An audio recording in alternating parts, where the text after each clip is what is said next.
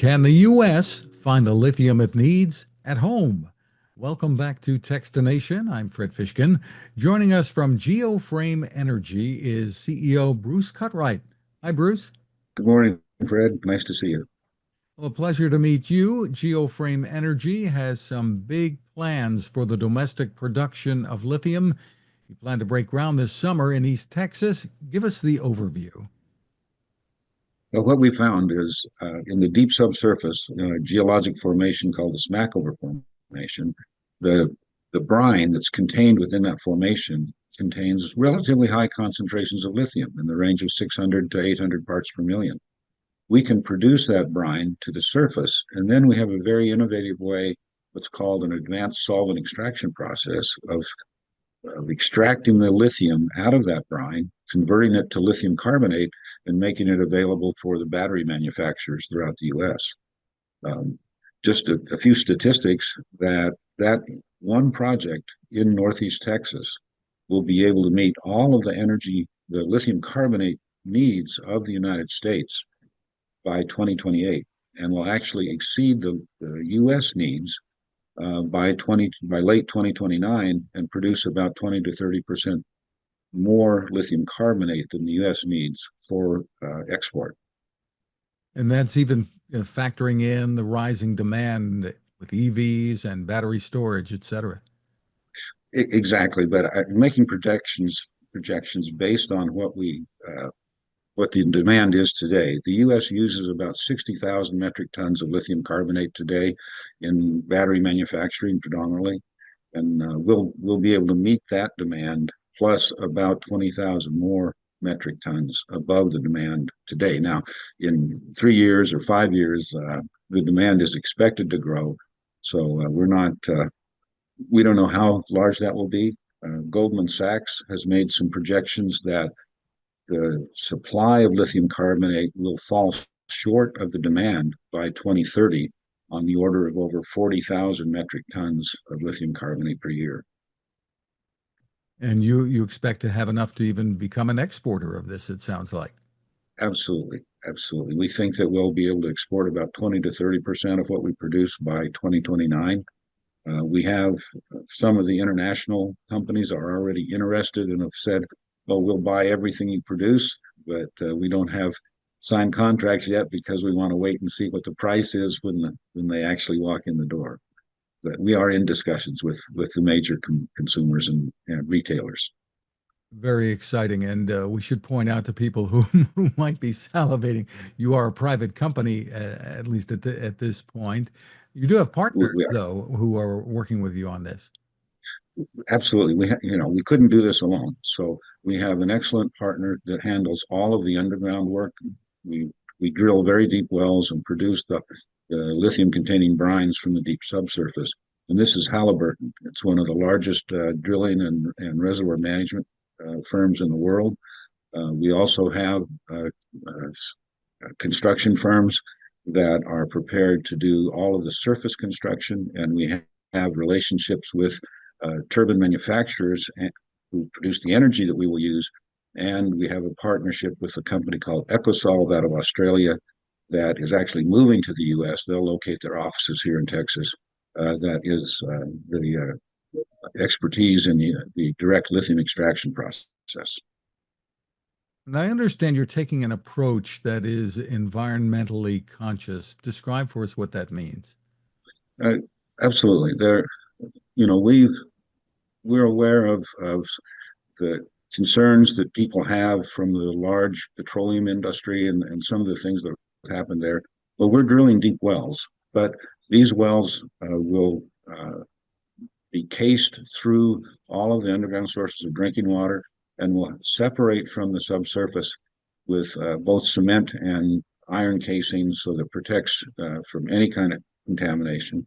The fluid we produce will first come up to the wellhead and then go into underground pipes that will bring it to our actual plant site.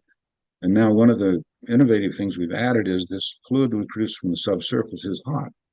So we can produce geothermal energy from that hot fluid. And that is zero emissions, no carbon dioxide production, no fossil fuel consumption, produces clean, renewable energy. And then the fluid is, after being cooled by the geothermal plant, is passed on to the direct lithium extraction plant. The lithium is extracted, and then the spent fluid is re-injected deep underground back into the reservoir where we produce it from. And that geothermal aspect is something you know quite a bit about. Tell us more about your background and how this has evolved. Sure. Well, the key thing, I founded and ran the Geothermal Energy Research Group at the University of Texas Bureau of Economic Geology. Uh, had some fantastic graduate students. We developed some very innovative ways of using sparse data to predict where heat flow is and where the production of geothermal energy would be possible. But we applied those type of approaches to what was being done in the private industry and saw that we were a couple decades ahead of them. So at that time, I retired from the University of Texas and started our company and have some of the graduate students working with me now. So we've got a great team and really what we believe is creating a new technological advance in both subsurface fluid production and in the direct extraction of both energy and lithium. And I guess I can envision energy being stored in these batteries using your lithium that maybe comes from geothermal.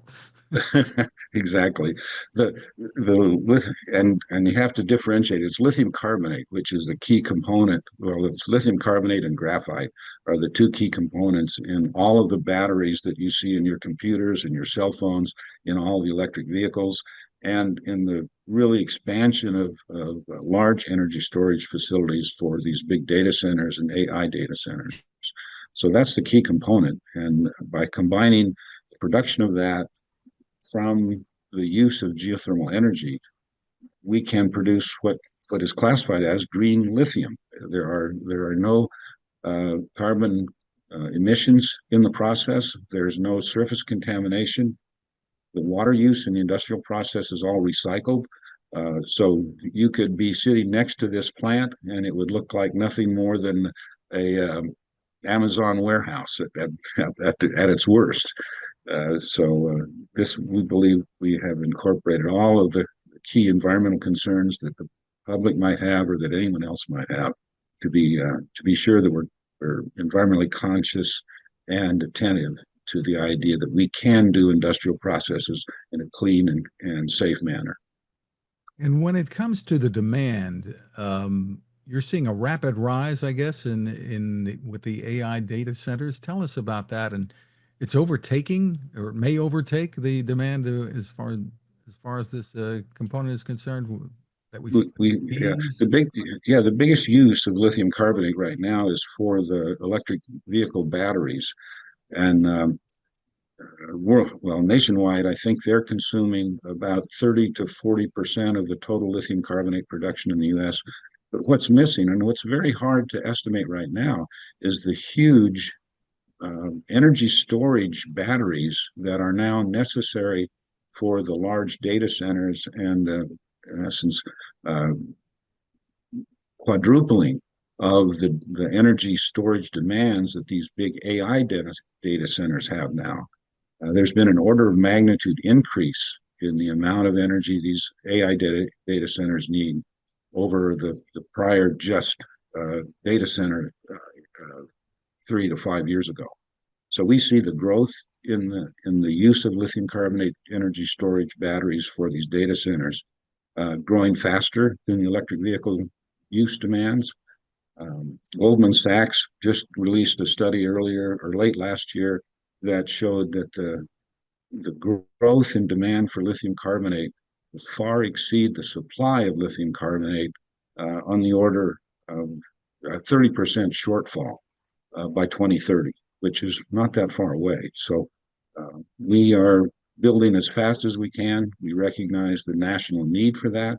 The president's executive order on critical minerals, that's one of the things that is driving what we're doing. So there is both a national need, a market demand, and a critical mineral support to make these types of projects happen.